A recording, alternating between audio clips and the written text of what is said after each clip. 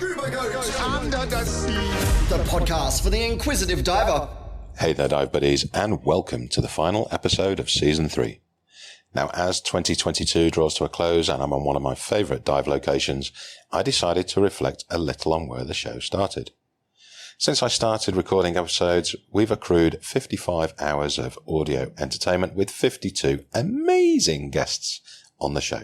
However, the chap sat to my right... However, it's not one of them. It's also slightly amazing and slightly barking mad. But right back we started in July 2020. Is that when it was? Yeah. And I messaged Jason and said, hey, I've got this idea for a podcast. Shall we give it a go? And we tried remotely. Once. Twice. 3 times. And 4 edits. 4. Overall, Shark Guardian ended up being the first proper episode. However, the first man to be involved and helping Scuba Goat emerge was my good mate here, Jason Fondis of Blue Corner at Nusa Penida. Welcome to the show, Jace. Thank you very much. Again. Back. I didn't realise that it was that long ago. Actually. Yeah. Well, I kind of realised it was that long ago, but I didn't realise that the pandemic had taken hold yet. I thought it was just before, but clearly I was wrong. Yeah. Well, I think I started thinking about it once the pandemic hit and I was sat at home bored as fuck. And it just went from there. I was sat in the pool. I know which place I'd rather be. Yeah. But we're here on Penida. You're back. So at least we get some proper audio this time instead of and waiting. Have you still got that file? Yes. Not that one. Oh, no. Is this the one you were thinking of? All right, let's do it again. Yeah, that was... Well, it wasn't without his issues. Teething problems, I think they call it. Yeah. I had a calculate or count up earlier on. 52 episodes. 52. Flip the number. We got 52 hours of audio. Wow, that's good. Soon mounts up, doesn't it? Congratulations. Cheers, buddy. 1 for every week of a year. Yeah. I'll toast myself to that. You toast yourself to that. I've got water. Now, yes, sir. Talking of water and the lovely Nusa Penida. If you've not listened to the first season with Jason as episode 2, you can do, or you can listen to the chat talk now and make your ears bleed. The end of season 4. At the end of season 4. Start season 1, the end of season 4. Yeah. That's next one will be in space. Oh, sorry, not season 4, season 3. Season 3. Getting ahead of myself. Season 4 starts January. Yeah, now you see, this is like The Witcher, where what's going to happen is I will be replaced by somebody else for the next season. So if you do come back, it'll be Henry Cavill, maybe. I don't know, it'll be somebody else. So yeah, I finish at the end of season 3. It'll be somebody else here next time. Yeah. Compared to Henry Cavill, checking out if you're on the roids. I'm not sure I can afford his wage, but we can try. Yeah. Welcome back to Penida anyway. Yeah, thanks, mate. Lovely dives today. Absolutely spanking. But before we start talking about the dives that we've had today and possibly the wobble dive yesterday, let's back it up and give us an overview of how you've managed to stay alive mentally, physically, and business. Yeah, I guess it's been 2 long years, right? Yeah. Okay, so rewinding back to the start, Indonesia as a nation pretty much shut down for about 5 months, where you could, let me think, what was that? Yeah, end of March, so April, May, June, July, August. Yeah, about 4.5 to 5 months. You couldn't even travel from one little island to another. I know, unless people have a little look at the maps, they might not be realise how close some of the islands are. So the Nusa Islands are Nusa Lembongan, Nusa Chinengan, and Nusa Penida. They're all sister islands. The furthest boat ride from one to another is about 10 minutes. We weren't allowed to go from one island to another. So, people who got families on other ones, they weren't necessarily allowed to do that. And that was for like sort of 4 or 5 months. We still had fast boats coming in, bringing in produce and stuff. So there was still like the stores open. But yeah, at that point it was very quiet. People didn't know what was going to go on. How long is this going to be going on for? Same the world over. And then in sort of like the end of August, beginning of September, Indonesia sort of started saying that they could open for like domestic tourism, which for a dive business isn't necessarily brilliant because obviously most of the Indonesians who dive work in the industry. Obviously, there's a few Indonesians out there who have done well for themselves and they do it as a sort of like a holiday sort of thing, and it's more of a hobby than it is work. Yeah. And again, Indonesia being one of the best places in the world to dive, if you get said Indonesians who come and do a bit of diving around Penida, they're not just going to come back every weekend. There's Alor, there's Ambon, there's Raja Ampat, there's Komodo, there's huge, everywhere, yeah. Right? Just pick an island and then you're gold. Like pretty much you can dive. Well, you can dive around any island in Indonesia. So it wasn't without its difficulties. I mean, when we closed up, and we really couldn't do much. We had like nothing. We had like 20 million. We had like $2,000 of like money lying around. That basically paid the power, the water, the pool chemicals all the way up. It actually happily ended roughly around the time when we could open again to domestic tourism, which again, what's quite lucky in some respects is a lot of people decided to wait it out in Bali. For some people who work remotely, for some people who are, I don't know, just who can live without having to work necessarily. There's a lot of people who live in Bali and make their lives there. So there was then the odd one or two people coming over. So we did things like boat share with our sister centre in Lembongan to keep costs down. And that pushed us through for another year and a bit, I suppose you could say, until we could open up fully. It wasn't without its difficulties, but those people who there was a really, really, really nice guy, a Dutch guy and his Russian girlfriend who he met in Indonesian Borneo, and he worked remotely. She, I think, does the same sort of thing, and they actually got together during this kind of shutdown. They decided, well, I'm not going to go anywhere. This is a beautiful place. And I mean, to be fair, if you could afford it, if you were independently wealthy or if you were working remotely, this was one of the best places. I suppose same as like Philippines or whatnot. If you could get around, I don't know how shut down the Philippines were, but it was the best time to be in Indonesia because obviously you could get from point A to point B with minimal hassle because there was nobody else on travel and transport and whatnot. Yeah. If you were diving at places, you were getting almost like VIP one-on-one treatment. You were, one of sort of two or three people around. The dive site was all yours. It was kingly treatment. And obviously, at that time, even though it's counterproductive, the prices were lower because people wanted to get some bums on seats. It was counterproductive because obviously everybody needed money. It's like, I'm going to drop it. It's like, that's not smart. But some people literally slit their own throats and kind of slashed prices where you're going, well, you there's no way you could do that, because fuel alone was going to be X amount and whatever. But we had this very nice Dutch guy, like I said, this Dutch guy and his Russian girl, super, super nice people. They actually came back to us 5 times. They were based in Bali. They went to Komodo and stuff, but we were very close. One of the benefits of being here is we're super close to Bali and the international airport. I think I mentioned on our first podcast that one of the reasons why I like to live here is for that. It's the quality of life as well as the quality of diving. And they were really, really nice people, and they sort of come 4 or 5 days at a time. And that also helped tick us over. And then the last time when they came back, they actually, the guy said to me, we want to come back. We're going to be leaving because I got a job in Malta, but I actually can't work remotely and they have to, so we have to move, but we want to do one last sort of time coming there. And I sort of want to propose.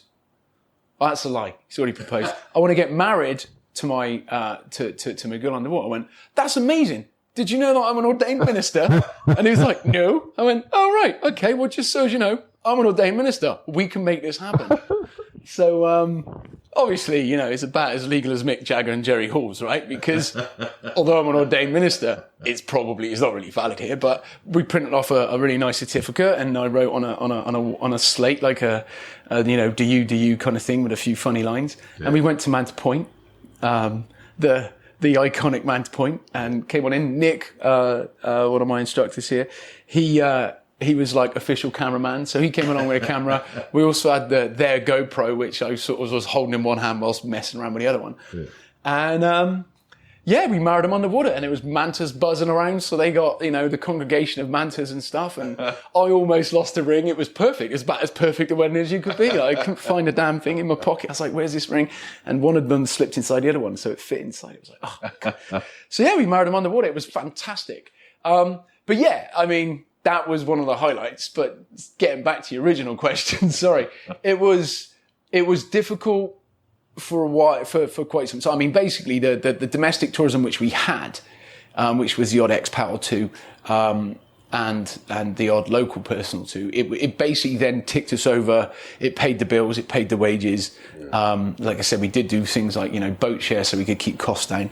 And that ticked us over until Indonesia really opened in March this year. There was a time from probably the end of 2021, last quarter 2021, when you could get what was called they had like a social business visa thing where you could come in on a different visa, but the visa was going to cost you about $300. There's no way anybody's going to put $300 extra on their holiday for like 2 weeks. Yeah.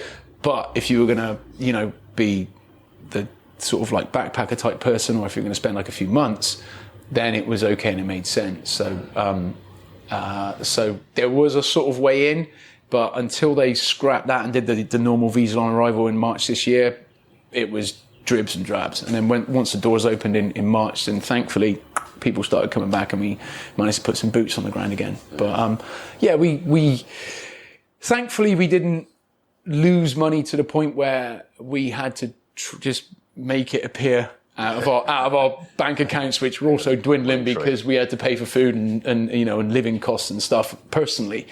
Yeah. But we did have a nice little run of we had we managed to get through, but it wasn't easy. I mean, that being said, it's the same for everybody else. I don't want to whinge like that we suffered any more. I mean, we didn't suffer any worse or any better than anybody else, I don't think. Well, you didn't suffer, did you? Because you sat in the pool. Well, yeah. I mean, for me, so that first 5 months, that first year, it was ridiculous. That first sort of 5 months, 6 months, that first year, I basically sat in the pool. I swam a little bit. I drank beer, obviously, and the sun's shining, so it's like, well, people going, oh, you're going to go back to the UK, or you're going to do this. I'm like, well, I've got a dog, so that's responsibility number one. I'm not going to abandon my dog; he's awesome. Yeah. And it's like, well, the sun's shining, and okay, let's see in the pool. It was very much that. That was year one, and then when it ticked round and Christmas came round, and then we came into sort of like January 2021. I was like, I have done nothing. I just wasted a whole year of my life waiting. I'm sure there's probably a number of people out there doing the same thing, but I'm like, right, I am not going to waste this next year. I'm going to do stuff. It's like stuff. What stuff? All encompassing. I'm going to do stuff. So it's like, well, there's a few little maintenance things we can do, or I can do around the place. I'm quite handy, and I can do this, and we can do this, and I can try and learn the language better because I'm horrible at Indonesian and any language. And I wasted another year. It tipped right to the start of 2022. We're like, what happened there? So I wouldn't, maybe wasted. I mean, I did get some maintenance stuff done, but it was just like how, at the time, every day drags into another one, and you're like, God, this sucks. And then all of a sudden, another year's gone. And you're like, wow, I've just lost 2 years of my life, which I'm never going to get back. And, and then it's a strange old world out there. I got friends who sit every side of the sort of sliding scale of like, it's a hoax to everybody's going to die. Yeah. And obviously and they're still sat in various different corners now. And, I'm like, well, I've got an open mind to things. I'm sure there's going to be some statistics at the end where things might not have been as bad as others, but this needs to be done. But at the end of the day, everybody's lost 2 years and we can't get them back. Yeah. What's important now is to kind of truck on and try and do your thing. I mean, business wise, obviously we were 2 years in the wilderness. So, I was talking to friends of mine and they're sort of under the agreement that pretty much every month that you're shut, you're kind of 2 months behind in what would be, say, income. Yeah. So we're probably, 3 to 4 years behind in what would have been putting some cash away and sort of trying to, and then developing and and whatever. But again, we're the same for everybody else. You can kind of woe is me stuff and be absolutely miserable about it. But at the end of the day, we got through, we survived. There's definitely people who I'm sure would have been worse. And we're open again, and we've just had quite a good season. So hopefully, it seems busy. Yeah, we're not. We had a good like ever since we opened in March, we had bums on seas, and we've not had like high season was busy. We was all hands on deck. We had 2 boats out, which was nice. There was a couple of days when there was no equipment left, which is good. Which is it's good, but it's also a bit of a head scratcher because you're like, oh my god, have I got enough? What if everybody's small? Because you do get those days where everybody's small, everybody's extra small, everybody's medium or something. You're like, oh Christ, really? I've run out of bloody medium. But you can only do what you can do. But yeah, so we managed. We had 2 boats out quite a lot, like June, July, August, September, October was great. November it started like looking like it was slowing down, but it did. And the same for December, but you're getting a lot. The problem for this year more than anything was people were coming back, but they weren't booking as far in advance as what they had done previously. So in the previous sort of couple of years before we were closed, you get a bunch of emails and you'd have like a whiteboard and you'd be like, okay, cool. So I'm full this day, I'm full this day, I'm full this day. This is great. I've got some spaces then. I like that. I like booking in advance because that way you know. And it's not like I take delight in turning people away, but if I'm full, I'm full, and it makes me, I'm good. I know I can organise stuff better because I'm not the smartest, I'm not the smartest kid out there. So it's like, okay, this is great, this is organised. Whereas if you've got, a bunch of days logged that this is okay, and then all of a sudden, in busy season, people just dive on in there, and you're like, oh crap! And somebody wants to do like a try dive, like Discover Scuba Diving, and then a couple of people might want to do open water course, and it gets kind of a bit bitty, and you're like, can I squeeze that in? Can I not? And then sometimes it's like I said, I'm not the smartest kid in the world. So it's like... You're not the Tetris champion of 2020. Yeah. I won't be doing any Rubik's Cubes in 5 seconds, to be fair. I could have... Maybe if I'd have done one over the pandemic, I might have finally finished it. Like, that wasn't a waste of my time. And then somebody said, all right, I can't... this doesn't compute. I'm sorry, I can't do it. There was just some days were just too tough. It's like, fun. We got this many fun divers. I'm going to have to try and draft in, find a freelancer from somewhere. That was the other thing. Things got a little bit busy and people that then, people on the island and stuff, because a lot of people like Indonesians and stuff, they needed to either go home because some Indonesians are from, say, like Java, some are from Lombok, and they were working around here and they were going, okay, I've got to go home because they're not going to be paying any rent. Or they couldn't afford to pay rent, so they would go and live with the family. So then all of a sudden, when things were doing an uptick, everybody was after staff. Yeah. And you're like, oh yeah, got those, we've got no staff. So, logistically it did get a bit hard, a bit quick, but like I said, thankfully we kind of pushed through, and there was days when I'm like, all right, we got to this point. I'm not going to try and squeeze a body on a boat just because. I mean, as much as we need money and everybody loves money in some respects, I'm like, no, there's a level of quality and a level of whether it's service. I'm not going to stick this on for somebody. It's a fine balance, isn't it? Yeah. You go down the greed route or you go down the customer care route. Like, can I fit somebody extra on? Yeah. Is it worth it? Not today. No. we're not if it's my size and takes up that much space on the boat. We're done now. We're done, kind of thing. So yeah, it was. So we've had a good bounce back, and hopefully that's going to roll into next year, and people will start coming back again and again and again. I mean, I think we were talking on the boat with Jazz about the whole kind of Indonesian law which is being passed of people like there's like you have to be married. There's no sex before marriage, which is coming into Indonesia now, and like the newspapers really like that headline, and that made international stuff. Saw some British tabloid press going, you can't do this anymore. And I'm pretty certain that's not going to affect tourism, because it's going to take a couple of years for it to come in anyway, and everybody will have forgotten. Can you imagine the uproar though?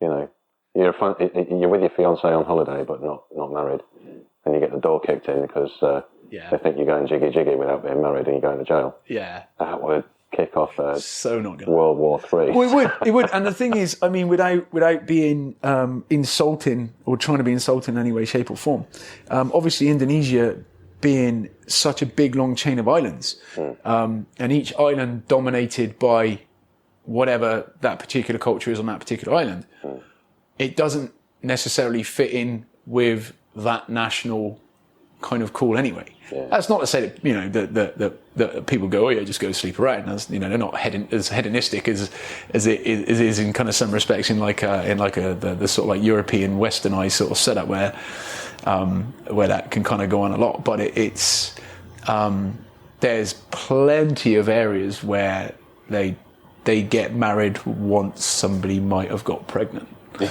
So, you know, it's more of a, I think it's going to be like, it won't really affect any tourists, like any foreigners. And I think to be fair though, I mean, it's got a link to religion, hasn't it? And it does, yeah. I actually respect the fact that they're trying to protect their religion. You know, if it was left to run, you know, if we run them 50, 60, 70 years from now and they're equivalent to what the UK is like now, where, you know, there's religious people, there's certainly a lot of different religions, but the intensity of religion isn't that great in, for example, the Church of England. No, for sure. Well, I mean, I think it's the thing is which is difficult. Well, I say difficult. The thing which is also a reality in this area is that nationally, Indonesia is a Muslim nation. It's the biggest Muslim populated nation in the world. It's the biggest Muslim country in the world. And if you're looking at it on a wide, broad vision, it's a Muslim country. Yeah. But when you go to individual islands, they're dominated by something else. So, I mean, you take this island, for example. This is a Balinese island. So Balinese tend to be Hindus. It's like a version of Hindu with an extra bit of something like kind of wiggled in there, and there's like a bit of a mishmash, but it's essentially Hindu. Yeah. There's a Muslim village up the road, but it's just the one Muslim village, but we're dominated by Hindus. Yeah. If you go to, I mean, if you say, for instance, if you go to Sulawesi, north part of Sulawesi is Christian. The middle and the south is very much Muslim dominated. Yeah. So, you know, there is a sort of disparity. Obviously, overall, the population is mostly Muslim, but depending on, like, you got these little pockets and whatnot.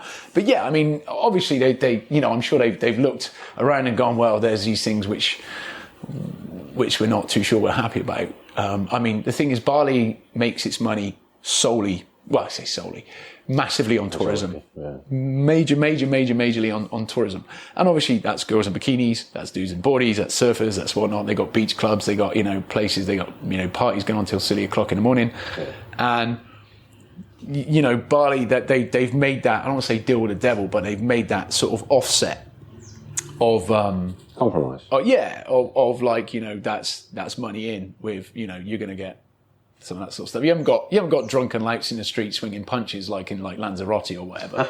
But like, you know, it's a bit of a party. Yeah. The good news is nobody wants that for these sorts of islands here. But yeah, you've got to. I think that, you know, that's definitely looking for a balance. And when you look at other cultures coming in because you have tourism, I'm sure they feel that, you know, the more hedonistic, small revealing bikini type stuff is counterproductive to how they want the way of their nation to carry on heading, which I don't blame them. You know, at the end of the day, firstly, it's their country and it's their choice, but secondly, yeah, sometimes it's, you know, a lot of people don't think about where they're going. And, you know, they don't think about some of these, like, there was loads of stories about people who have upset people by getting pictures taken outside a temple and they're in next to nothing, and they don't realise. But it's like, well, come on, mate, it's a place of worship. I mean, even like if you take the Church of England as an example, if you're, you know, in a string bikini hanging outside of St Paul's Cathedral, you're probably going to upset a bishop or two. You're going to be like, well, that's a bit weird. So yeah, I mean, I understand it. I understand they probably don't want that. I don't want to say it's well, yeah, I guess it could be in some respect. It'd be viewed as a negative influence of just, you know, going out and well, it's not respecting the local culture, is it? Yeah. You know, and that's kind of what you got to do, especially here in Indonesia, and the further east you go, the more aware you've got to be. Yeah, for sure. Yeah. But I think, I mean, it won't affect the foreigner tourists coming in anyway. So they'll be the same. I think they're just, you know, trying to make sure that Indonesians don't end up like Europeans, which I can understand. Although something like ton of drink and drugs and fighting, that's not necessarily how they want it to go. So, yeah, good on them for that. Yeah. Hey, let's redirect back to diving. In fact, let's talk about dive yesterday. Yes. Very interesting dive. I'll give you a bit of background. Last time I was here. It's not my fault, just so as you know. Disclaimer, nothing to do with me, not my fault, not my dive centre's fault, not anything to do with my dive stuff's fault. It was all you. It was all me. It's all somewhat wrong now. But I was on the boat last time I was here, and just like Jason's just done, drinking from the flask, and I had the water, you would say, went down the wrong hole. You know, you assume you'd try to breathe the water, bit of a coughing fit, lack of being able to breathe. I went to Oztech at the start of October, and I listened to a presentation by Stephen Fondis, who's been on the show, and he was presenting on laryngospasm, and effectively what that is where the voice box kind of has two muscles which allows the voice to work. When fluid touches those muscles, it forces them to close and has that reaction that I had, where I'm trying to recreate it now, but the throat's still sore, but without being able to breathe out. But at the same time, feeling as though you're not getting any air in. So it's a very confused feeling, and dare I say, quite frightening. Now, I had it a couple of times, and the last one was on the boat in between dives. And then yesterday, and this was all in the first 8 minutes of the dive. I checked the computer afterwards, and it was just after 8 minutes it was done. But I started to have a laryngospasm at 22, 24 metres, and I could feel it, and I could feel the restriction of the breathing. I could hear it. I knew what was going on, and I only knew what it was, A, because I had it before, but B, listening to Stephen on stage, and then Simon Mitchell, doctor, going into detail about how to overcome it. And it's effectively just wait it out. But I would say it was probably the most frightening dive I've ever done. You know, I've run out of air a couple of times, but we practice for that. So it's not a panic situation. And with this laryngospasm going on, I could recognise, because I've taught it so many times, I could recognise the onset stages of panic kicking in. I'm thinking, oh, fuck. Tick, yeah. The next one is looking at the surface and thinking about vaulting. And in that nanosecond, I did look at the surface and think about vaulting. 20 metres, oh shit, yeah. So, the previous day, I'd been refreshing emergency practices with my partner. And I've always taught, stop, think, breathe, act. Very simple. So that kicked in. Right, Matt, stop what you're doing. So I stopped where I was. I mean, we had a bit of down current going on, a bit of current coming from the left as well. So it was all adding to the complexities. And I had my big-ass camera with me as well. But stop what you're doing. Think about it. Right, what's happening? The next step is making sure you're breathing. Well, at the moment, I'm not breathing. Yeah, that's a big problem. Fundamental. So let's get some stability. And I grabbed a bit of coral. A little bit of coral broke, so I found a hard coral. And this is all happening within a 10, 12 second window. And as this is happening, I've got hold of the hard coral, looked down to my left, and Jason's 3-4 metres deeper than me, a couple of metres away, looks up and could see there's something going on. So I've given him the problem sign, and then just carried on holding on to the coral and focusing on trying to get that breathing back, because I'm still not taking a proper breath. And then Jason appears at the side of me, clearly sees that there's a problem going on, unclips my camera and takes the camera away from me so I can focus on what I'm doing. And then once the breathing started to return, there was still that panic going on. So the breathing was uncontrolled, very fast. I was still thinking, fuck this, I want to be up there. But Jace, rightly so, communicated, look, are you okay? Do you want to stay? Do you want to go up? And I indicated we'd just stay for 1 minute, because I knew if I'd have bolted for the surface or we'd have surfaced under control, then it would have been much more difficult to go back down. Even with the experience that I've got, you know, that fear factor of not being able to overcome that particular situation, I think would have properly screwed up my diving for quite some time. Yeah, getting on a horse kind of thing. Yeah. And I think it's important just to put it out there, because in the back of my mind afterwards, I mean, I think about things a lot. And then yesterday afternoon, I just couldn't stop thinking about it. And I've done a couple of courses with my mate Gareth Locke, who's in Human Factors, or is the Human Factors guy. And we've talked a lot about how, errors in judgment or faults on a dive or situations, all this kind of stuff should be discussed so that people can learn from it. And I think for me, by the end of yesterday, Arvo, after 10, 11 years in the business, I've never been in that situation where I'm in fear and wanting it's fight or flight. I mean, I agree. The thing is, you kind of like drill and you plan for things which might go wrong. And I don't want to sound blasé in any way, shape or form.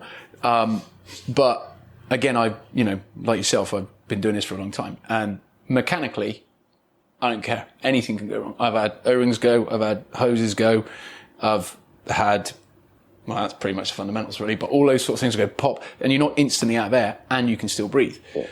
But physiologically, with you as an individual, that's difficult. Like if you're underwater and you have anything like laryngospasm, or, you know, if somebody has a heart attack, or if somebody has, I don't know, a stroke, or if some, you know, any kind of pre-existing medical condition which you might not know, or for whatever reason something happens and somebody gets malady or sickness, that is a whole new ball game. Because, you know, like you say, you drill, you go through safety procedures, like, you know, you and Jazz are all relatively, you know, close to each other. Your diving buddies and stuff's good. Everybody monitors their air. You know, the dive masters do their jobs. And like I said, I mean, I've had a hose blows on me. I once had a hose go on a student before the student even knew it was a problem. I had an alternate floating around in front of their face going, I'll just take that. Yeah. But something goes on as you as an individual, that's so much different, because it's like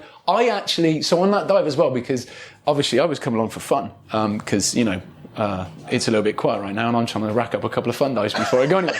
So I was like, yeah, you're going to go and have some fun, and I saw you like sort of grab the sort of rock, and I'm like, well, he's not taking a picture or anything, and obviously like your camera was sort of dangling off you as well and you're sort of doing it. I'm like, okay, what's going on here?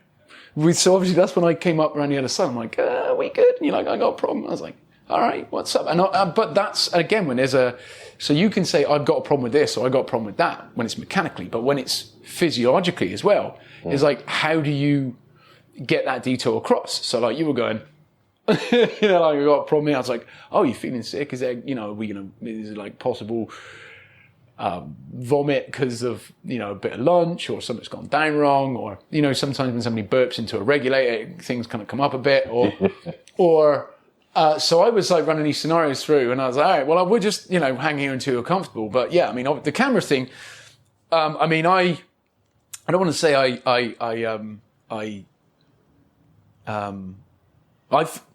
you know, having dived with you a lot, know that you that, you know, you can self-manage yourself in many, many ways. But I was like, all right, well, if there's a bit of a problem here, and you need to, you know, we need to come up, or we need to do some other things, then this camera is very much going to be bulking in your way, and you don't want it clattering around. You don't want to get in caught if something goes on. So I'm like, I'll just take that. So one of the reasons why, you know, it's like anything, with, like, that's another task. The thing which I notice more underwater is, even as comfortable as anybody can be, when you start introducing something extra, it's another task, and another task is another thing to think about, and that's another thing to kind of like, which can assist in people freaking out and stuff going wrong. It's like, go now, I got a camera, all right, now there's this, now there's this.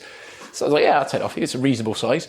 So I was like, all right, well, and then we'll just wait, and you tell me if we're good and if we're not, and then it's all right, well then let's just swing shallow when we're good, and we'll just float around and talk about it later. But yeah, it was, but 100%. There is, you know, when as I said to you afterwards, I've even myself, I have like I've done stuff here and you know, done some bits and pieces, and overexertion is one which any diver, I don't care how many years and how many dives people have got, if you get yourself to the point where you're overexerted, you're like, I don't want to be here anymore. I don't want to be anymore. And it's like, and yeah, you got to stop and calm yourself down. Absolutely. I've overexerted myself. Well, I told you when I went and rescued this guy's reel and SMB. Not the smartest thing I've ever done. Into a current, flying into a current and stuff, but it was like, okay, I need to stop. I kind of can't, but I need to. Yeah. And yeah, you want to be there, and you know, you get your thing back together and just float and get your breath back. But it, you know, the good thing is you have to reflect on that, and then you kind of, you know, you sort of go, well, what would I do differently? I mean, in that respect, physiologically wise, there's nothing you can do differently. You did everything right. You did the smart stuff. There's nothing you can do differently. You if they say you got to wait it out, because obviously you can get those laryngospasms from things like swallowing water. A friend of mine told me a story. It's really quite scary, actually. I mean, those things are scary. Yeah. But he was working remote in Indonesia, and they had a course going on, and this person did a CISA, and they came up, and obviously you got orally inflated BCD, so they came up from the CISA, did everything right, and then went to take a breath and got slapped in the face with a wave, took a mouthful of water, epiglottis shut, and they were like, and they were on the surface, like, couldn't do anything. And this instructor got them out of water, was trying to sort them out. And in some of those cases, like, I mean, you know, that sort of, like, literally ingesting that stuff, you need to push the thing open. And luckily, because they were remote, they had like they had like a paramedic type person. Okay. And he actually intubated. Okay. To knock it open so you could get the airway. And if you hadn't had that person around, then this person probably would have died, because there's, you know, you can't get your hands down. So you need to get that, you know, that lever, and you know, when you see them when they do that, and you got like the kind of like stainless steel medical thing to push it back down. But it was nobody's fault. It was just a thing which can happen. Yeah. I'm like, well, that's scary. Yeah, I mean, it is. It's very scary. I think the weird thing for me was it felt like I was breathing, but I wasn't. Yeah. You know? I think that the takeaway from it, and I've played it back a million times just since yesterday, and trying to work out, you know, what is a good indicator that it's going to be coming on. Was there like a preemptive feeling or anything? Yeah. Could I recognise it again? But no. Not. And the whole scenario, I think there's no other way it could have been played out other than coming to the surface. Yeah. So I think. But even so, you're on the surface. If you can't get air, if you've still got it, and you can, like, what do you do? Yeah, I mean that's it. It's. I mean, you did the right thing though. Like, all you can do is just, you can be calm, and obviously, you know, your guys at Oztech and whatnot, you know, you've already listened to the bits and pieces, and those sorts of random involuntary ones can go away again. So yeah, it's waiting out. But yeah, it's I can't imagine that's not a fun situation. Like, how long is it going to be for my body to be apparently working without much air until it kicks back in again? I can get air, but then you're gulping it in. So you're going to want to be on the surface to gulping it in, because that's your natural instinct. It's not. I don't envy you in any way, shape, or form. Well, let me try. Nope. But the good takeaway from it is that it's. You know, for me, it's given me a really good empathy. I'm an empathetic guy anyway, but a really good empathy for people who do have a bolt situation or a panic situation underwater. And we've both had many people that we've sorted out that have had a bit of a panic underwater. But just to be able to understand that brain function that's going on. In my head, in my head, we've got the devil and the angel. Yeah. They're not having a chit-chat. They're in the cage in the UFC, 5th round. Elbows. I'm going up. No, you're not. You're staying here. You know, no, for sure. Yeah, I agree. It's like I'll tell you a funny story. When in the pandemic, so again, like, we had 0 people for quite some time. So a few of us who were friends who were working at dive centres, who owned dive centres or whatnot, we got together and we chip in to pay pay for fuel and pay for a skipper, and we did a couple of dives, and some at the normal sites, some a bit more like recce and whatnot. And we did this one dive site, which is very difficult to do because it's even when you look at it, the tables and the charts and whatnot, you can go down, there's current and it's doing some dumb stuff. And you're like, oh, Jesus, really? Anyway, we get to this site and it's like, oh, we can probably dive it. Okay, cool. And it's that textbook complacency where you got a bunch of people, everybody knows each other, everybody's, got experience generally and in the area. And we drop in and we go down, we're floating along, it's quite nice. And yeah, this is good. Yeah, this is awesome. Sort of thresh a shark within like 5 minutes of a dive. Was like, that's banging that. Let's carry on going. And I think, of course, everybody's kind of keen to be at the front. So we're like cruising along the slope and things going all right. And just checked with my buddy and went, oh, how much air have you got? And he's like, I've got half a tank. Okay, well, we need to kind of come shallower and stuff. And we were sort of towards the front with another couple of friends. And then the current started pushing along. So, all right, well, we're going to have to turn around and fin into it. And everybody's like going deeper to go back. Well, we were like sort of 24. And he's on 100 bar. So we can't just drop down and kind of go against it. So we kind of came up to about 18, 16 and we're sort of trying to swim against it. We couldn't. Like, it was very, very difficult. Yeah. And it was getting stronger and stronger and stronger. And it was winging it. Like, it just started punching. Yeah. And I'm like, oh, shit. Uh-oh. And the alarm bells ring. Is like, and it's that whole, like, here we are. We're in a little bit of a remote apart. And there is, and we're in lockdown. So there's no boat traffic. Yeah. So the only people out on the ocean in this particular part of the island is us and this boat. And I'm like, let's hope that the boat's there because we can pop up behind this island, and if they don't see us, I don't know where we're going to be. And Lombok. Could be, yeah. Lombok and Bow, wherever. So we're cruising along and we're coming up and we're leapfrogging like the rocks. And as you're coming in shallower again, the current comes through there so strong that the rocks were basically smooth. Wow. So my buddy was trying to stick in like his tank banger. I was Billy the Limpet. I was just like a gecko. I don't know. All of a sudden I had like this superhuman strength in my fingers. So we're staying together and we're like going up because you don't want to go up too fast. But it's like, oh, we need to get out of here. Anyway, we're like, and like there's just bubbles everywhere and it's like zipping along. And we got to this point and we're in about 6 meters water. Sort of safety stop then. Like, we're not going to do safety stop though. Because this is hectic. And you breathe out and the currents were just going horizontal, just getting pushed horizontal. And I remember thinking, I am glad this is not a down current because we'd be dead. I don't even dead, but we'd be fucked. It would be that I need to get to the surface because down is going to finish me. Yeah. Up might finish me, but it was like, and these bubbles were just, they were just flying horizontal. And I'm like, how is this happening right now? And hanging onto this rock somehow with just like these, I don't know, electromagnetic fingertips for some reason. My buddy's doing this. I'm like, all right, you ready to go up? He's like, yeah. So we kind of did like a minute of a safety stop or something. And then literally, I fast kicked because I was thinking, I'm not even sure I'm going to be able, because the current is doing this so much. I'm like, I don't even know I'll be able to kick through it. I'm like, I should be able to. Yeah. But I put a little bit of air in my BCD, never done that before, and sort of did a couple of quick kicks, got up to the surface, inflated the BCD, didn't even put up an SMB. Not worth it because there's no boat traffic anyway. Yeah. And the reel would have been gone in like a second. 30 meters of string would have been like, it was the punchiest current. And we get up to the surface. Thankfully, you could see the boat, although it wasn't where I told them they should probably float just in case of, because we didn't really know. We'd not done this dive site. Nobody had. So, it might be best to float there so you get a good view. No, they were there. It's like, oh. Thankfully, we could still see them. So gave them a wave. They came and picked us up. And my buddy had a D5. Or has got a D5. And he's got like the transponder and all this sort of stuff. 55 litres a minute he was doing.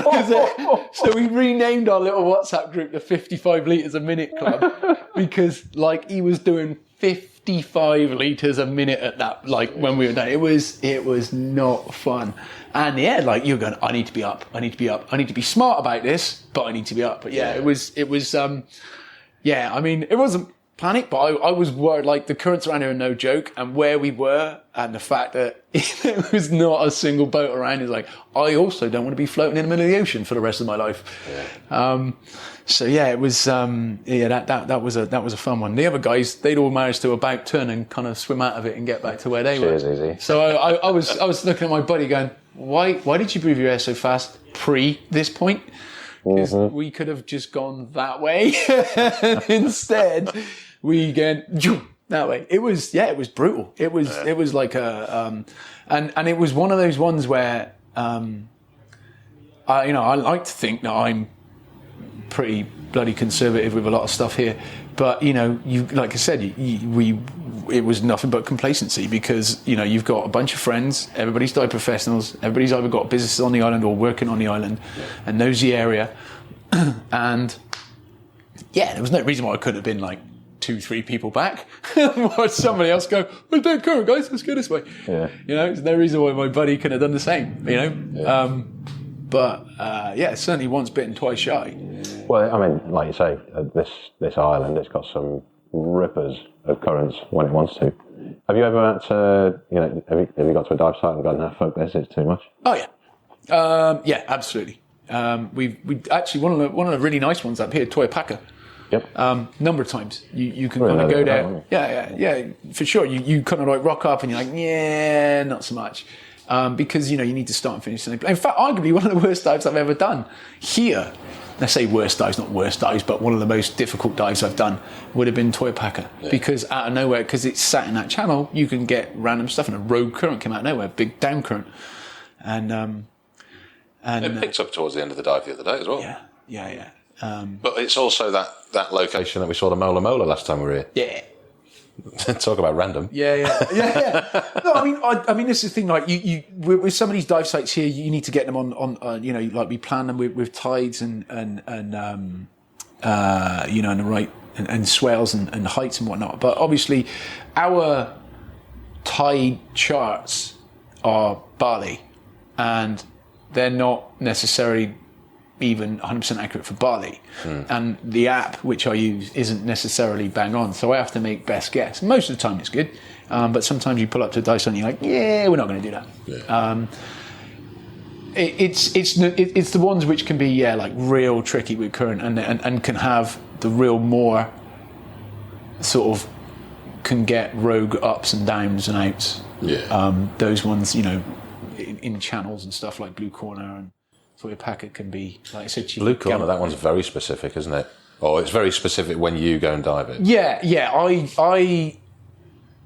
I'm a bit of a wimp. I'm a bit conservative in some respects. But what I try and do for that dive site is I like to try and do it with, I would say, an upper mild to low medium current going through there, because think of me. I've had to climb out of Blue Corner. Not very often, thankfully. I'm normally pretty good. And the times when I've had to climb out of Blue Corner, a few times it's been because of other people who've planned it, and I've gone, I'll come along for the dive, and then it's like, Jesus. But I try and do it with like a sort of mild, easy current where people be going, well, this isn't such a big deal. Why do you only bring sort of experienced people? It's because you need to be prepared for the fact that you can get a down come from somewhere, or an out come from somewhere, and it can go a bit hectic. Because, often the way which I do it, if it works out, and I would say like 97% of the time, it pretty much works out pretty good how I want it to do, but sometimes a bit quicker. It has cross currents there where you can drop in the first 15 meters of depth that you're in, maybe 18 meters, it's going away which you want it to be, which is like your left side to the reef, and then you go deeper than say 18, 20, where you want to get in the canyon to look for the fun stuff, being the sunfish, and it's coming against you, so you have to swim against the current, and ideally, if that happens, you don't want a strong one, because who wants to swim against the current? Because then you're in the 55 litre. Exactly. And you don't want to nobody wants to swim against the current and then go, well, what's the point in that? Yeah. But also for me, is like when we jump on in, if we happen to be there, because, it's one of the popular sites for sunfish, if you get there and there are sunfish there and the current's quite strong, we're not going to be able to take a picture or slow down to sort of film it or enjoy it as much. Whereas if you've got like a more mild current, you can stop and you can control yourself better. It's a bit like our manta dive, because our manta dive tends to be, there's not real current, it's more that surge, so it's a lot easier to control yourself than if you're in a current and you're fighting to stay where you are, and or trying not to get in the way of the manta. But if you're fighting against the current and trying to hide and stuff, you can get in the way. If we got like a mild current cruising through there and there's a sunfish, you just got to bat your fins a couple of times and you're still there and you can enjoy the moment a bit more. That's my rationale. However, Whether it pans out or not. No, it generally does. I mean, I've done it on some other tides, and it's been, it's definitely, it can go fast through there, and it can be a trickier dive. I mean, it doesn't really matter if the current's a little bit faster, but then your dive is over by a certain amount of time, because again, it's not a particularly big dive site. It's a prevailingly deep dive. So I mean, generally you're pretty much doing like a 40-minute dive max. But it's, like I say, like for me, I want to try and make it as easy as possible for everybody. Obviously, if you've got some current, the fish tend to come up in the water, come a bit more. But if we're there trying to find some fish, and they are there, they come into the water, get cleaned. So if you can slow down and stop and take pictures and get all these really, really nice ones, and and everybody's happy, then that tends to be the way which I try and do the dive. As long as they're getting there clean, they're happy for you to take the photos. Yeah, exactly. But I mean, the thing is as well with some fish, even though they are incredibly weird looking and they don't look in any way, shape or form like they can handle a current, they can handle a current. You see the speed of those things when they want to go as and well. They can put a hammer down. Yeah, they can go. It's like watching two big doors open and close, like with those fins going. It's kind of nuts to watch. It really is. But yeah, they can get up a rate of knots. So, although the current can be pretty savage through there, they can deal with it, and obviously, way better than we can. Oh yeah. But yeah, it's strange. But and then today, Manta Point turned it on. Manta Point, you're good, yeah. Oh, I've dived Manta Point many, many times here with Jace. Sometimes not with Jace, he sits in the office. But today was the warmest I've ever dived it. I think it was 26, 27 degrees. Yeah, good time of year, yeah. And it was like 15 mantas. Yeah. They're just continually coming back round. Yeah. Lovely. Yeah, it was a nice one. Well, again, you had a good one with Mangus. Mangus does a good job of sort of directing people to other spots. In the really, really shallow water today, where like I guess you could say like a sort of point of interest is that where the snorkel army goes? The big rock, the sort of point of interest, especially if you map that dive site, everybody knows where it is. Where that sort of most people go and kind of hang out. There was a couple there, but again, when you peel yourself away, there's they get cleaned all over the site, and then you can find like we were in similar spheres today, because I had a couple of guys which I was I saw you guys underwater. I wasn't too far from you, and we were like navigating around a little bit as well. And yeah, it was super nice, man. It came nice and close, gave us a nice big wave. I got some cracking video footage. I bet you did. We stayed over that. That melanistic one was pretty chill actually as well. Was it? I think it was pregnant. I've got a side profile, and it was chunky monkey both top and bottom. It was. She was definitely quite relaxed, because sometimes like they kind of come on through and they're not sort of they just zip past. But I do find that the pregnant ones do tend to be a bit more chill. That might just be because they're heavier. They carry the baby like I can't be bothered. She was this close. But they'll also come like real close as well. Yeah, I noticed that sometimes. I don't know if it's like, I really want to eat some coal, and now I'm really curious about people. Like the taste buds are gone, as well as the curiosity level's gone up. A bit like pregnant females everywhere. But it's sometimes you can get they can really kind of come up and like be friendly. But that's cool. Yeah, she was wicked. I didn't have a good look to the side of her, because I had a friend of mine who I used to work with who's never seen a manta and didn't believe in them. And the guy that was on the boat today? Nick. Yeah. Really? Yeah, he'd never seen I didn't know that. 30 years of diving and 5,000 dives. I saw plenty of them now. He's like, I've been to these places and people have guaranteed them and all of this stuff and blah, blah, blah. I was like, all right, yeah, cool. I'm like, well, I can guarantee fish. There's no guarantees. I'm like, you got a good chance. Well, we'll have a look. So we've seen them recently, and we dropped in, and 2 minutes in, one just goes, eep, and went past, like, there's manta, and went, there's one, and then, we're down the same. So that black one came past you guys, and then kind of banked, and then went shallow, and came up, sort of like, followed like the reef edge, and he was there, and it just sort of swam past him. He was like, just let him enjoy the moment, obviously, like everybody else, but I didn't really focus too much on her, but yeah, she was definitely female, but she's probably. I just had a flashback to, in fact, the previous visit, a couple of years ago, actually, a long time, 4 years, 2018, came through with Tim. Yeah. Tim Morris. Yeah. And he'd never seen mantas. And Tim is built like Jace, very, very slender. And nowhere near as much muscle either. And he gets cold like that. So he was wearing 2 5mm wetsuits. Yeah, that's right. And it was cold. It was like... Yeah, it was a chilly... Yeah, you were back July, wasn't 19, 20 degrees, something like that, chilly, yeah. And he'd never seen mantas. So we dropped in. First thing he sees, within 30 seconds, 2 or 3 mantas. 3.5 minutes into the dive, he's getting my attention. He's like, okay, I've seen a manta. Let's go. He's like, I'm done. No, it's all good. It's still... I still like the fact that you've done better than me at Manta Point in the fact that when you were on the hunt for the sunfish, and I was like, no, you need to come back on this day and we can sort you out. And you came out next year. We jumped in. We went to Crystal Bay, went in, went down. There's a sunfish right there. Okay, cool, brilliant. Take some pictures. Then went down to Manta Point, and I was with some of the other guys, and you were with Mangus, I think it was. And you jumped in and went along to the wall.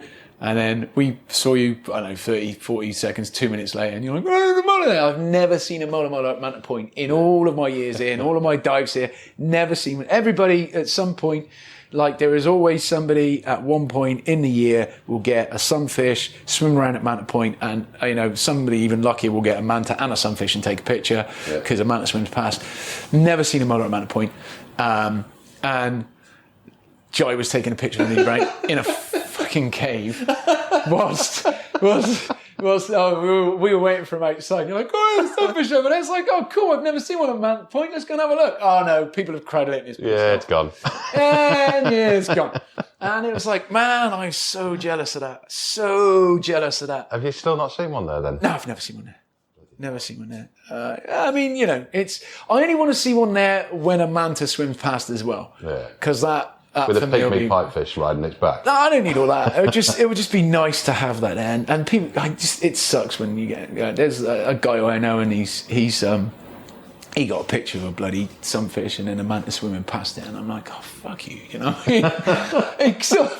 You just that's even worse. It's just rubbing it in. But yeah, I mean that was cool. And I've also never seen, which you're also beating me on. I've never seen sunfish on 2 subsequent dives. So I've never seen one and then done a next dive and seen one there either. Apparently I missed... Yeah, what on you? Apparently I missed one once when we did a dive on Chenningham Wall, and I think we did a Crystal Bay and Chenningham Wall one, and I had these people, and we showed them the sunfish, and then we were drifting along on the second one. They looked at it, and there was one cruised along or something. I was like, well, why you tell us then? Yeah. What did you get? We get Howerton. So yeah, I've never seen them like back to back either, which is kind of annoying. Well, to be fair, it took me 4 visits to actually see a sunfish. Yeah, but But I was coming at the wrong time of the year, though. They're good visits, though. Yeah. Come at this time of the year. Okay. And it happens. There you go. Yeah. That was actually a really good one. Yeah. So, Blue Corner. Yes. Forward. Yes. What's the go? Going forward. Yeah. Is there a master plan? There's a small plan at the moment. I mean, we're still very much a work in progress. Obviously, you've got the owners in Lembongan, at the OG, the big base in Lembongan. So we sat down, we were sort of having a conversation about moving forward, because again, the same thing would happen to Lembongan. I would say the same thing happened to all the bases. Everybody's funds were drained. So, this year was good to kind of start getting back on our feet. Going forward, have a plan to build on this, an extra classroom on the land here. I mean, obviously people wouldn't have seen any pictures. Well, I don't know, maybe some of your lovely people have Google Earthed us and had a little look at where we are situated and bits and pieces. But our piece of land, we've got about 15 metres area just on the end of where we are sat now, our classroom. We're looking. Check out my reels on Instagram, because they'll be going up next week. There you go. I'll give you a walkthrough. So we're looking at possibly building another classroom and a bit of a kind of like a relax area on the other side. My plan, because I'm the only one who stays here really, so the other 2 don't. So my plan is hopefully the one which is going to be the one which takes precedent, but I'm going to have an open wall so people can kind of like view the pool because it's pretty, an open wall so people can view Mount Agung because that's pretty, and then just have like, I don't know, beanbags or something, some soft furniture, maybe stick a TV up, so and a hard drive, so after people come back from diving and they want to kind of relax and watch a movie or something, they can do that, and drink some beer from the bar. And then above that, put a couple of rooms for essentially me to stay in one of them. Yeah. And then moving forward, it would be nice to get at some stage build a management team again, so get somebody to be like assistant manager, so I can kind of have a bit more time to fund dive with you. Yeah, so like a little bit, and it's like you kind of grafted, you sort of put everything into something. It's okay. Well, we built this, and this is functioning. It's going pretty well. It's time to kind of hopefully take your foot off the gas a bit as an individual and slot people in to do some other roles. And then the other thing, which would be quite nice to try and do, which I'm going to try and start doing next year, is some really super basic but nice munchies, of which we talked about with sort of like a sandwich machine. Yeah. Because obviously on this island, if you want, the thing is, this island is a reasonable size. So depending on where people are staying, there's like collections of accommodations and restaurants and whatnot. So there's always restaurants around. Depending on what, on what people's motivations are, there's, you can get some pretty good quality cuisine. You can get like good local stuff. You can get good foreign stuff. I don't need us, or in my personal view, I don't need us to have a restaurant here, as it were, like by any stretch of the imagination, because again, people will go and eat elsewhere, and perishable goods die really quickly, which is a massive expense, and I'm not smart enough to juggle a restaurant in any stretch of the imagination. I've already talked about how not smart I am. But something simple like toasties. For instance, people come back from diving, even though we give them food on the boat, diving takes out of you. You get hungry. Do you want a toasty? Absolutely. I don't know, 30,000 rupiah. Boom. There we go. Cheese and ham, cheese and tomato, whatever. Yeah. Something simple would be nice. And again, then if people want to kind of hang out once we've done logbooks, they're going to want to have a couple of beers and a cheese and ham toasty and watch the sunset kind of thing or whatnot, we can do that. And that's kind of something to work towards. I think it's a really good idea. I mean, as I say, I've been here many times now, but you are kind of limited on the variety of what you can get and the pricing of local restaurants. I mean, that's it as well, isn't it? Yeah. So if you want to save a bit of money, I mean, you can get, like we're in Arsa Santi, the hotel, which is nice hotel. I'll hook you up. Having a good deal with these guys, but 900 Australian we're paying for 15 nights. Which is awesome. But that comes with a breakfast. But then you've got to sort yourself out for lunch and dinner and snacks because you're going to get hungry. You put food on the boat, which is amazing grub, by the way.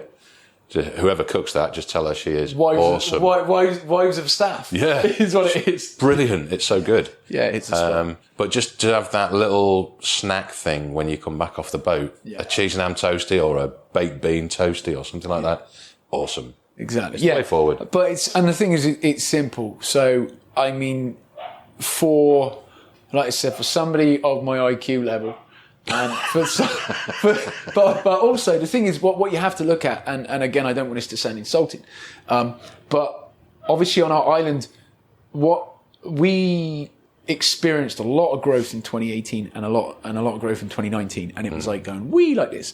But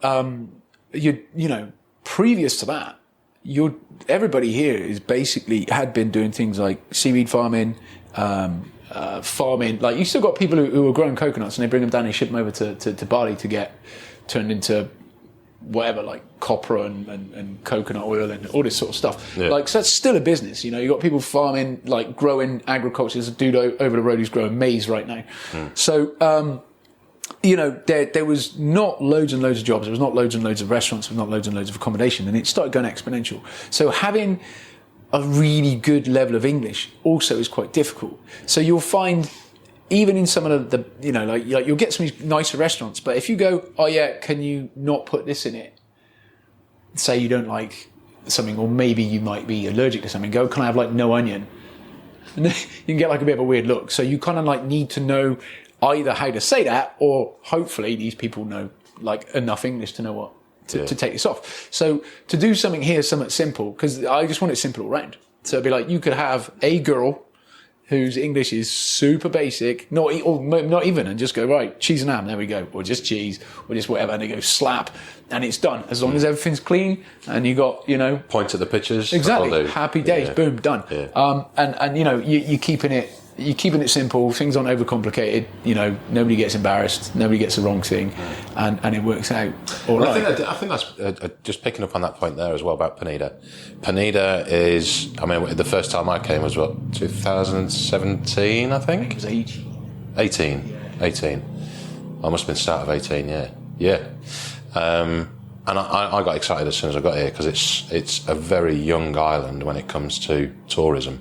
So it's got that feel a lot of being off natural the grid. still, yeah, for sure. And then with COVID kicking in and that 2-year gap, even with the driver that I've got on Bali, his English was very good pre-COVID. Now we're back to using Google Translate a little bit just to make sure he's got the lingo right. So the same's occurred here.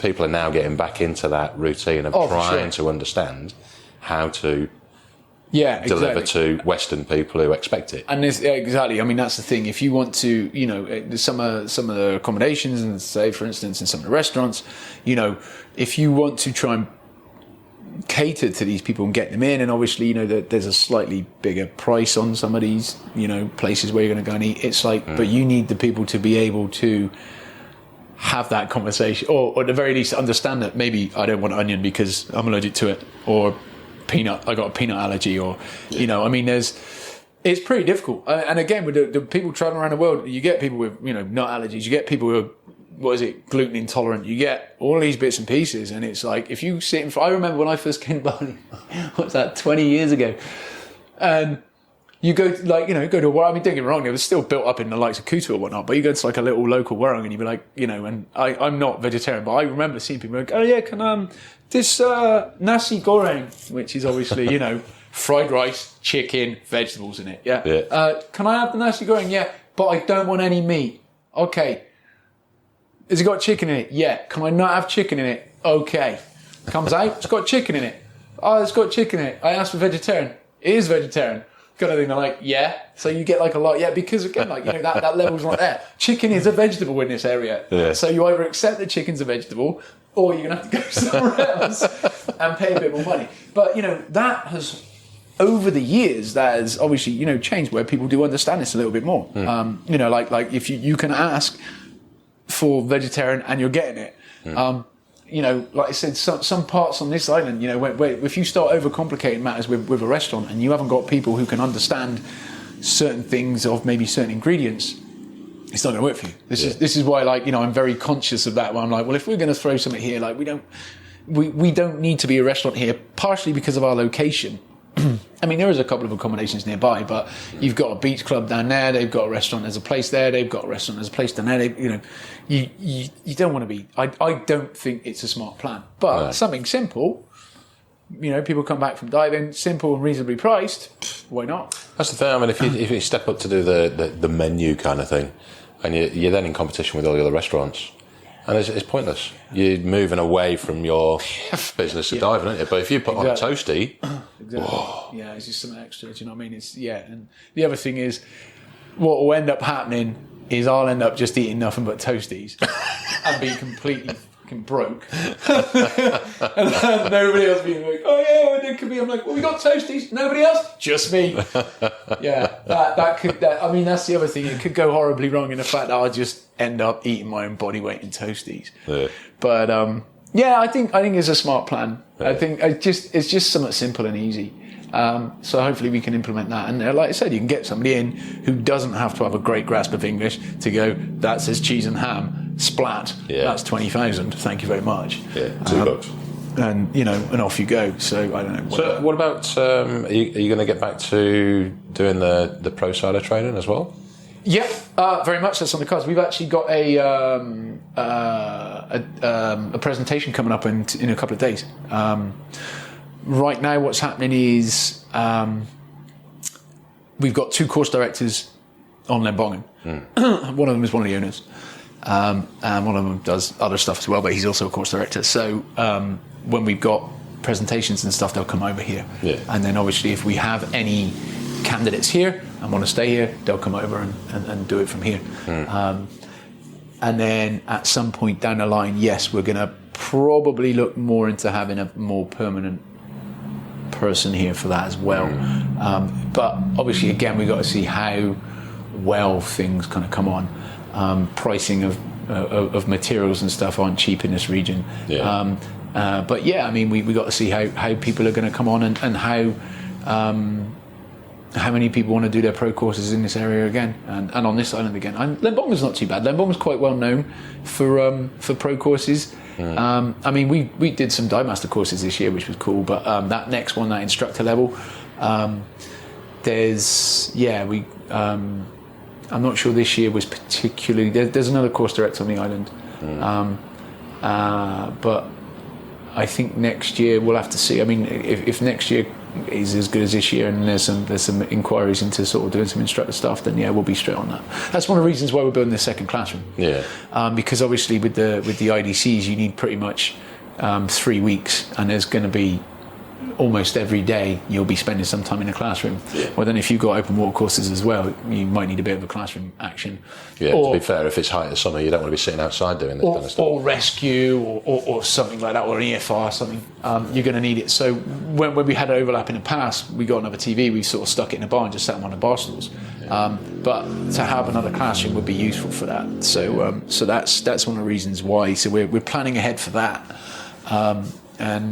So maybe that'll come along and we'll go with that. I'm not the smartest, again, when it comes to that stuff. I know very, very little about the logistics of it. Obviously, I went through it myself, but running IDC, logistics of that, all those bits and pieces, and I'm like, that's all you got. I got enough. I got enough to do. That's for you to take on because you're the course director. Exactly. And I will be here. You tell me when you need a boat, when you want a boat, where you want to go. I'll sort you out with a boat. Other than that, peace. See ya. Yeah. So for a course director that wants a job. When there's another classroom. A self-motivated, organises everything logistically. Off you go and do it. Yeah. So we're probably going to be looking down that line at some point again, But like I said, it's very. I mean, and at course director level, you should be able to do all that stuff anyway. Just come to me and go, I want a boat on these days, and I'll be like, yeah, no problem. But again, you've got someone who's going to teach someone to be an instructor. They need to be competent and doing all of that stuff. And 9 times out of 10, they want to do it anyway. Yeah, absolutely. So that's. So moving forward. Obviously, we have to see. I mean, you can have an idea, but we have to see what's going to happen with the work. We've got to see what's happening with the markets. We've got to see what's happening with people. We've got to see what's happening with, obviously fuel's quite expensive right now with things like wars in Ukraine and whatnot. I'm going home for Christmas and it's cost me an extortionate amount of money. But thankfully, my parents went, "Oh, we'll pay for your flights because it'll be Christmas." I was like, yes. But, it's like stuff is quite expensive right now. So obviously we don't know, we can try and prepare ourselves the best as we can so that we can react in the right way when if people are turning up again. Hopefully this year was a good sign of what's to come. And next year we'll be building again. But the world looks like, economically, people are having a lot of trouble anyway. So the good news is, obviously, everybody always wants to go on holiday. But how much money have you got to go on holiday? But if you do go on holiday, come here. To be honest, and I mean, if you're still listening to the podcast, you got this far, I would strongly recommend coming to Nusa Penida. I've bounced back here. I've lost count now. But 5 or 6 times. 5 or 6 times easy, and I just love it. I think it's an oasis, and it's so convenient and easy to get to. Jace mentioned earlier on about the difficulties in getting into the country, and they've made it almost seamless now because we did, instead of the visa on arrival, we did the e-visa, EVOA or whatever it is, on the phone. Coming through Bali, Denpasar, we literally spent 15 minutes from start to finish, including collecting bags. That's cool. And it was all done. So much better now, So easy. When they first opened, it was a little bit difficult, but no, they've done a really good job. Actually, the thing which they did amazing at, which blew my mind, was in the pandemic, when people, so everything was shut and flights were closing, people were putting borders, shutting them down, going nobody's allowed in or out or whatnot. Indonesia basically waived everybody's visa and said, whatever visa you're on, you're more than welcome to stay until it's over. Didn't charge anybody a bean, which was, I was like blown away. It was a very, very, very nice thing to do because I mean, they could have gone, dude, get on a plane and leave us. You know, you're not supposed to be here, or show us your money. Yeah. Didn't do any of that until until it was kind of things were opening up again. They're like, off you go. Like kind of like an amnesty, really. Yeah, it was incredibly nice. Yeah. And very. I mean, it was one of the most altruistic things I think you could see of any nation. Actually, it was pretty cool because other people were just like going, "You need to leave, or else." Like you're leaving, or you're stuck. And there's it was very, very nice of them. They did, and they literally waived everybody's, visas. Like, okay, well, you're stuck here, kind of thing, and that was that, and that was really good for a lot of people as well because they're going, cool, I get sunshine, and like some of these villas were cheap, so people were staying in like half price villas and whatnot. But that was a really, really, really decent thing to do. It was super, super nice because I got a buddy who was stuck in London, and he still had to pay for his visa and whatnot. I nearly got stuck in New Zealand. Some people that would just across the water from the missus for 6 months or whatever it was. Yeah, but it was so it was nice, and they are. I mean, they are. I think they like with a lot of the electronic stuff. They've been stepping up. Like you've also got the customs declaration thing. That's right. Yeah. So you do all that as well. It's all there's my phone. I'm like, oh cool, that's a phone. Yeah. They've got a lot of that stuff going on. There was some issues with their health app for a while, which they've sort of Padulingi or whatever it's called. That one. That seems to be getting better with each incarnation. I mean, they're embracing very much more and more and more a lot of this electronic stuff to streamline things. Yeah. You can practically skip on it. I mean, sometimes when it's busy, you could be held up a little bit, but no more than any other airport. So it is still nice and easy to get to. Like I said, the issues for everything is globally is going to be the expense of flights, but that's going to be anywhere you go. Yeah. I would, I'm hoping that, you read the newspapers and stuff, and people talk about an economic downturn and housing prices are crashing, and people are getting, there's like a downturn, and it's all pretty horrible. But then, I suppose on the bright side, with all that, people want to escape and go on holiday. Yeah. So that's where we fit in quite nicely. So if people can still afford it, it'd be nice to we'll still be welcoming people coming on in. But it seems like the world's not there's been a bit of a almost like recession on a go. I think it's a recession in all but name. Nobody's actually outwardly said recession, but because things have shrunk as far as countries not making any money, I think they're practically in a recession.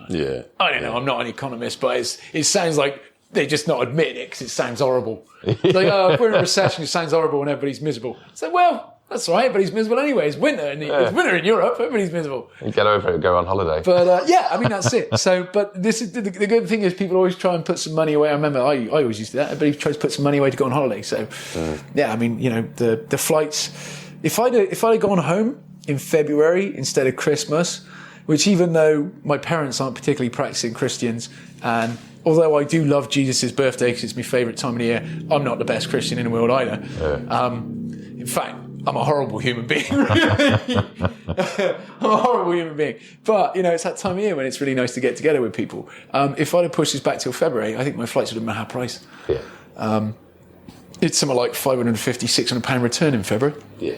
Well, that's the problem that we're in, though, because of those pandemic years, everybody's got to make back, and it includes the airlines. So I mean, like my prices to the UK in July, Qantas, thank you very much, they fucked up my flight and cancelled it without telling me, and then I had to purchase again at short notice, and it was another 33-35% on top. So it was a $5.5 grand return ticket. Savage, isn't it? It's ridiculous. Yeah, it's not fun. It is. But I mean, you are flying from the furthest point to the furthest. It's like, what I need to do is go as far away as I possibly can from my original point of origin. Yeah. And yeah. Well, I actually did the longest world flight is from London to Perth. Was that like 21 hours or something? I can't remember, but I did it. I did it on the return journey. Wicked. It was hell. Was it? Yeah. I was in premium economy. Was there no alcohol on the plane for that? Well, the thing is, I didn't do the alcohol. I was going to, but I thought, no, if I do that, I'm going to have, 1 will turn in at 3, will turn in at 10, and I'll end up with a hangover, and I'll still not be on the deck. Yeah, in Perth. Yeah, exactly. Yeah. So, no, I stayed away from that. But that was a long flight. I bet. What's that? I think it's like 19, 20 hours, isn't Something like that. Yeah. That sounds kind of fun on the one hand, and on the other hand, it sounds like your worst nightmare. Yes. It could go one of two ways. I couldn't imagine doing it in economy. Not that I'm a snob or anything like that, or a princess, but being 6'2" and 115 kilos, those seats are not designed for the man of 2020. Isn't the man of 2020 a woman? 1970 maybe. The man of 2020. Yeah. Yeah, I'm not good with economy class either. I mean, the fact. Oh, well, I say that it's the only class which I travel in, but I'm not great with it. I mean, I'm great with the food and the drinks and the free TV stuff, but I just don't. A seat pitch anything less than like flat, and I'm like, well, this is going to be. If you got the broken up, like I'm going back via Emirates. I love Emirates. They got a really, really, really, really, really good setup. I love flying Emirates, but I'll never be able to sleep. I mean, their in-flight entertainment is great, their booze is great, the food is great, but Jace can't sleep. Well, you've got the giraffe neck, haven't you? Yeah, but that doesn't work either. You'd think I'd be able to lie down somewhere. It just doesn't work. I got one of them like neck pillows, and I don't know, it doesn't work. You've not seen those latest things where you pull the table down, and it's like your water wings for kids and blow up this inflatable semi-triangle thing that you put your arms in and your face on, and it's got a hole in it. Oh, really? No, I've not seen that. It looks ridiculous. That's one. It probably is ridiculous. Well, one of the things which I despise the most about being in Asia, or Southeast Asia, rather, but I mean it's the same for all of it, is for some reason, like Southeast Asians and Asians can just fall asleep like that. Yeah. If they've got like 5 spare minutes, they're like gone. You sit them on a bus, on a train, in a car, on a plane, they're like, done. Before the plane's taken off, asleep. Yeah. And it both annoys me and fills me with massive amounts of jealousy. Yes. Mostly annoys me because I'm jealous I can't do it. But you're like, how is that? There's like this weird on-off switch. Yeah. And I don't know how anybody can do it. I like anybody, but it seems to be like that. It's one of those great genetic things which some people get and other people don't. So Europeans get to burst into flames in sunshine, and Asians get to fall asleep whenever they want. Yeah, it's a pretty bad trade-off, really. But yeah, you're like, how does that? How and it's I've not come across one Southeast Asian or Asian person I've ever met who's ever complained of insomnia. Yeah. I don't know if you have. Have you ever met an Asian who's got insomnia? No. And they just fall asleep anywhere, and I hate it. I'm like, that really disappoints me. I'm like, why can't I do that? And but then they're just like this on a plane, and you're like, how is your neck not like? Why do you not wake up in like pain or like how? Anyway, so I don't know. I got a neck pillow, doesn't work, so I'll have gin and tonic on the flight, and then stick the old neck pillow on and see if I can just pass out for 4 hours and wake up numb somewhere, walk up and down, sit down and watch another movie, and eventually get home. Not fall asleep on the coach going back to the UK. I was going back from London to Bristol. Can't fall asleep on those either. But the usual. I'm hopeless. Mate, it's all good. No. Right, let's wrap this up. Absolutely. It's time to have another beer and go and grab the missus for some dinner. Fantastic. Thank you so much for having me back. It's great to have you back. And ladies and gents, if you want to come, and I strongly urge you to come and dive in Nusa Penida, hit up Jace. If he's not about, if he's not falling asleep on a plane, you can hit me up directly and I'll put you in loops with this company coming back on plane, Nomadic Scuba. Thank you all for listening. Thanks for your support, and I'll see you in 2023. This is Scuba Goat Under the Sea, the podcast for the inquisitive diver.